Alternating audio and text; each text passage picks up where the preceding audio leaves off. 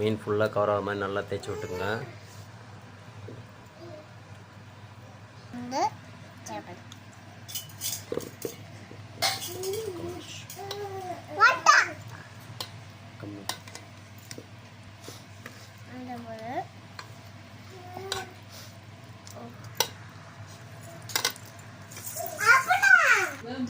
இப்போது நல்லா மிக்ஸ் பண்ணியாச்சு.